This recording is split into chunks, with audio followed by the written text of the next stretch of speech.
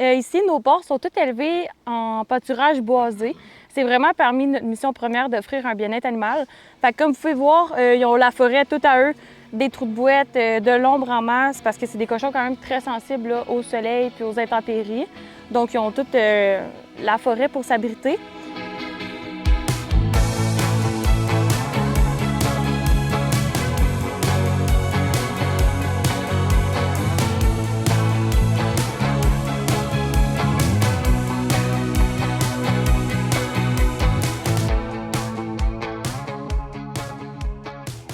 Mon nom est Gabrielle Desrochers, je suis copropriétaire de la ferme des Rochers avec mon conjoint Marc-Olivier Goujon.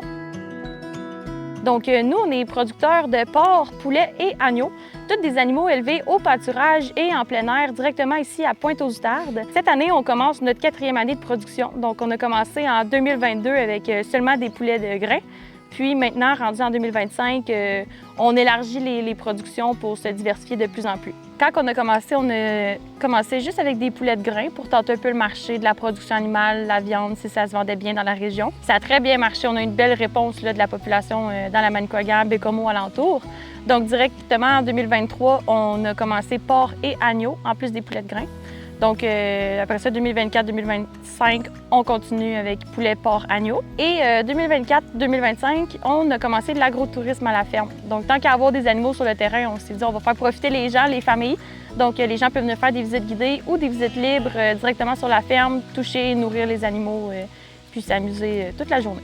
Aujourd'hui, je vais vous présenter les installations, on va aller voir les différents élevages, puis je vais vous présenter un peu notre mode d'élevage parce qu'ici à la ferme, la mission première, c'est vraiment le bien-être animal.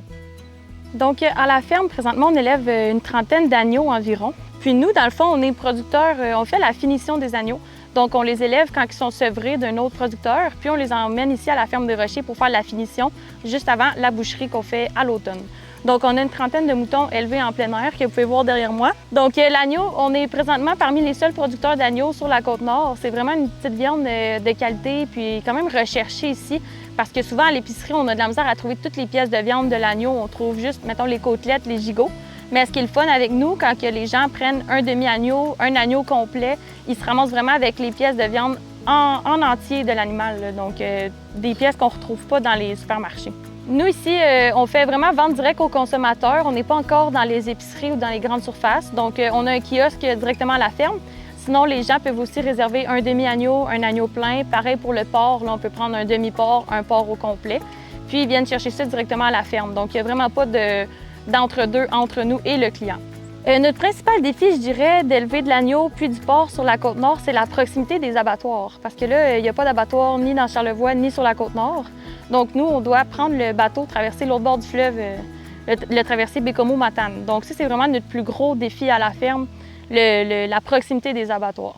Je dirais que le principal avantage pour nous de produire sur la Côte-Nord, pour l'instant, c'est qu'on est parmi les seuls qui commercialisent la viande. Il y a beaucoup de gens qui ont des animaux chez eux pour leur consommation personnelle, mais nous, à la ferme des Rochers, vu qu'on va dans des abattoirs provinciaux puis que tout est fait en bonne et due forme, on peut commercialiser notre viande.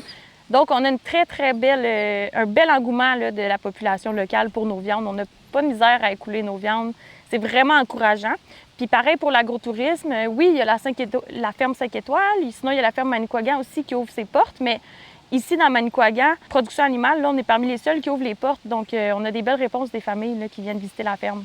Une autre raison pourquoi on est venu s'établir en région, bien, sur la Côte-Nord pour établir la ferme, c'est le coût des terres, parce que nous, on est originaire des Laurentides, donc une terre de même dans les Laurentides, on n'aurait jamais pu acheter ça à l'âge de 22 ans. Là. Tandis que quand on a acheté ici, on avait 22 ans justement, c'est vraiment plus abordable. Donc, j'encourage quand même les jeunes à venir en région, malgré tous les défis que ça peut emporter.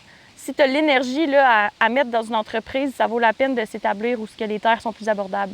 Donc, ici, on est avec nos porcs qu'on élève à la ferme. Ici, nos porcs sont tous élevés en pâturage boisé. Fait que, comme vous pouvez voir, ils ont la forêt tout à eux, des trous de bouette, de l'ombre en masse, parce que c'est des cochons quand même très sensibles là, au soleil puis aux intempéries. On reçoit les petits porcelets au mois de mai, ceux-là aussi, puis on les élève jusqu'à la fin septembre, où ils vont peser environ 350 livres. Donc, on les garde environ 5 mois à la ferme avant d'aller à l'abattoir avec eux.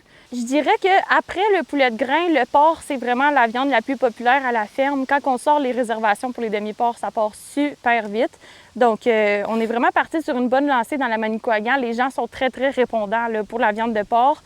poulet puis agneau, bien sûr, mais le porc, c'est très, très populaire. Donc, on est content, on a une très belle clientèle dans la région. Il y a des gens qui pensent que c'est pratiquement impossible d'élever sur la Côte-Nord, d'avoir des fermes sur la Côte-Nord parce que c'est pas une région agricole, mais c'est faux, là. Comme ici à Pointe-aux-Starbes, toute la pointe est agricole. C'est sûr, c'est juste qu'il y a beaucoup de terrains qui sont en train de partir en friche parce que les gens les entretiennent pas.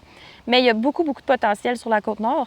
Puis oui, on peut élever des animaux. On est capable de faire du foin ici même. C'est sûr que la saison est plus tardive, mais on est capable de s'auto-fournir.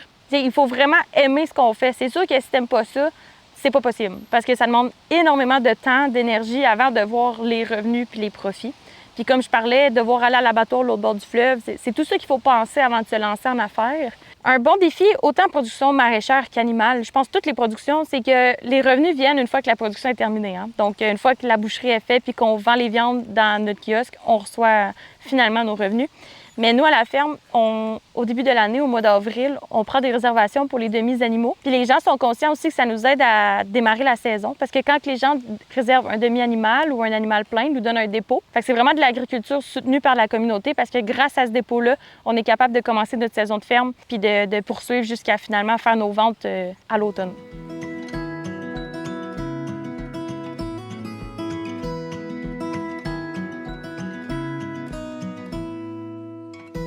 Donc ici, on va vous présenter notre élevage de poulets de grain. Ici, à la ferme, on en élève 300 par année parce que c'est le nombre maximal qu'on peut élever sans quota au Québec. Fait que nous, on va vraiment au maximum qu'on peut, on en fait 300. Donc de mai à juillet, on fait une première batch de 150, puis de juillet à septembre, on fait une deuxième batch parce que ça rentrerait pas tout dans le poulailler. Nos poulets de grain à la ferme, c'est ça, sont élevés en plein air là, pour leur donner les conditions qui ressemblent le plus à les conditions normales pour une poule. Donc ils vont sortir dans une semaine. Puis, on les garde 8 à 9 semaines à la ferme. Donc, on les reçoit quand ils ont un jour de vie. Ils sont tout petits, ils sont tous jaunes, ils ont un jour. Et on les garde 8 à 9 semaines pour aller faire des poulets d'environ 7 livres. Ça fait 2 ans qu'il y a un projet pilote par le MAPAC. C'est le projet pilote d'abattage à la ferme. Ça nous permet aux petits producteurs de 300 poulets et moins d'abattre la volaille directement à la ferme. Donc, cette année, en 2025, c'est la deuxième année qu'on participe au projet. On abat tous ces poulets-là directement à la ferme. Fait que c'est vraiment une belle avancée pour les petites fermes en région comme la nôtre parce que l'abattoir le plus proche il est sur l'île d'Orléans. Donc, c'est un 4h30, 5h de route là, avec les poulets. C'est très stressant pour les animaux. C'est beaucoup d'énergie pour nous.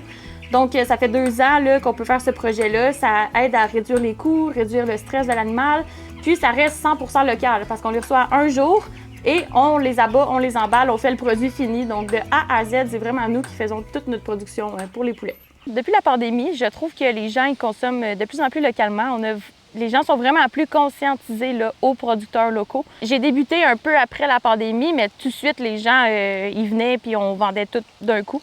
Donc, je trouve que les gens sont de plus en plus conscientisés à rester dans le local, encourager les familles d'ici, les producteurs d'ici, puis aussi savoir la provenance de leur viande. Parce que nous, c'est porte ouverte à la ferme, on n'a rien à cacher. Les gens, ils peuvent venir, ils les voient, les cochons, comment ils sont élevés. Donc, je trouve ça vraiment le fun pour eux de voir l'endos un peu du produit que tu as devant toi à la fin. Si j'avais un message à passer à nos consommateurs, c'est de continuer à encourager local, les producteurs d'ici, parce que derrière chaque ferme, derrière chaque producteur d'ici, il y a une famille d'ici. Puis en encourageant ces familles-là, c'est permettre l'économie circulaire, l'économie locale, parce que tout cet argent que vous dépensez là, pour vos produits reste dans la région, puis je trouve ça super important. J'encouragerais aussi les consommateurs à s'informer sur les produits, parce qu'on est, tous les agriculteurs, on est très ouverts là, à présenter nos fermes puis à présenter nos manières de faire. Donc, quand on a un kiosque à la ferme, venez directement à la ferme, vous allez pouvoir voir les installations, voir les conditions, comment on produit, comment on élève les animaux. Donc, nous, on encourage vraiment à venir acheter directement à la ferme, là, au lieu d'aller dans les épiceries ou les supermarchés. T'sais, osez aller voir les producteurs, ils vont être super contents de vous recevoir. Donc, vous allez voir à la ferme qu'on a aussi des animaux plus de plaisance. On a tous nos animaux pour la production de viande, mais on va retrouver aussi nos chevaux, nos chèvres, le lama, un peu plus d'autres sortes d'animaux. Parce que depuis qu'on fait de l'agrotourisme, on voulait vraiment aller varier les espèces d'animaux qu'on trouve à la ferme. Donc, notre but, c'est vraiment de faire plein de petites stations pour que les familles se promènent une bonne heure sur la ferme, puis qu'ils arrêtent là, à chaque station pour les toucher, les flatter, puis en apprendre davantage sur tous ces animaux de ferme-là. Pour ce qui est de l'agneau, toutes les pièces sont délicieuses. C'est sûr qu'il y a des pièces qui ressortent plus que d'autres. Le flanc de l'agneau. Avec le flanc, on peut soit faire des côtes levées. Donc, c'est pas tout le monde qui a déjà goûté des côtes levées d'agneau. C'est vraiment une petite viande plus tendre là, que le porc, puis très goûteux. Ou on peut les désosser et faire des flancs roulés, comme un petit rouleau. On peut farcir ça là, de plein de fines herbes de Provence, toutes les fines herbes à votre choix. avec du beurre, puis faire cuire ça, cuisson lente. L'agneau, c'est toujours une cuisson lente si on veut pas que ça devienne trop sec. Mais c'est une pièce à découvrir, le côte levée puis flan roulé d'agneau. Donc aujourd'hui, on va offrir au chef un flan roulé d'agneau, justement, parce que c'est une pièce que les gens n'osent pas acheter ou n'osent pas trop découvrir. Puis moi, je sais qu'elle a beaucoup de potentiel. Donc j'ai bien hâte de voir les inspirations que le chef va trouver à faire avec cette pièce.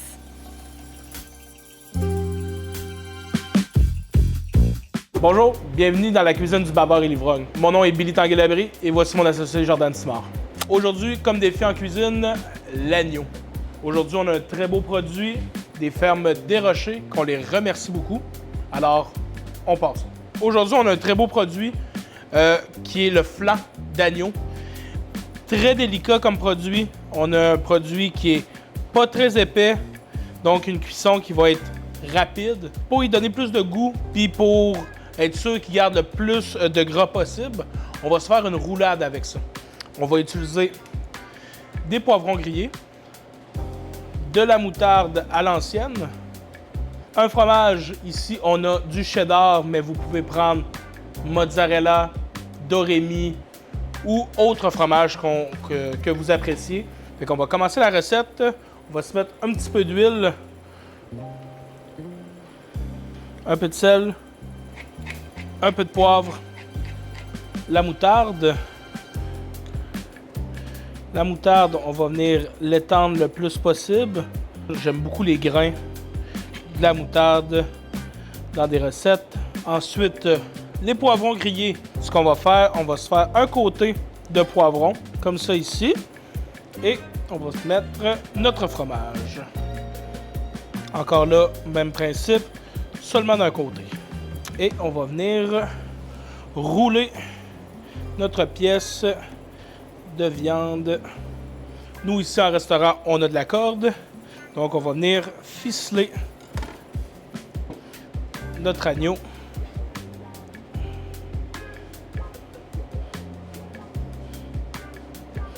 Et voilà.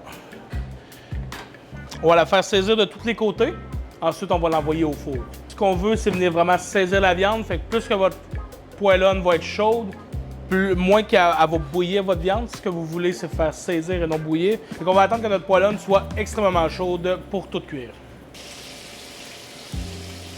Donc, on a saisi notre pièce de tous les côtés. Fait qu'on a une belle coloration. Ce qu'on va faire, c'est qu'on va l'envoyer au four pendant environ 20 minutes.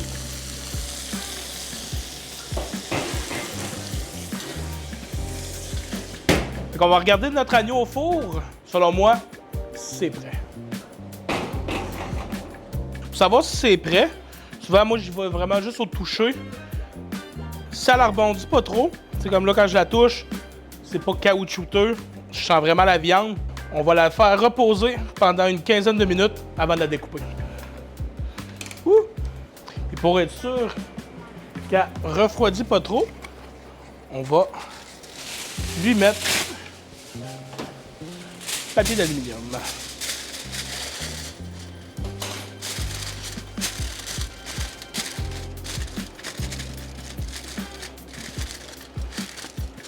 Ça fait 15 minutes, on va aller voir notre viande où ce qu'elle est rendue, on va la déballer, on va la couper, puis on va la présenter. Alors ici, on a notre pièce d'agneau. On va aller enlever la corde. Je vais la tourner de bord.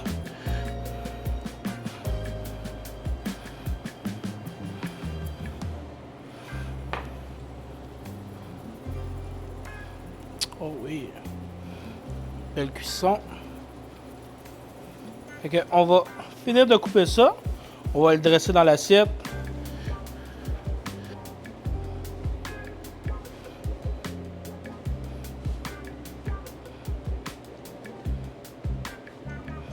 On va y rajouter un peu de poivre.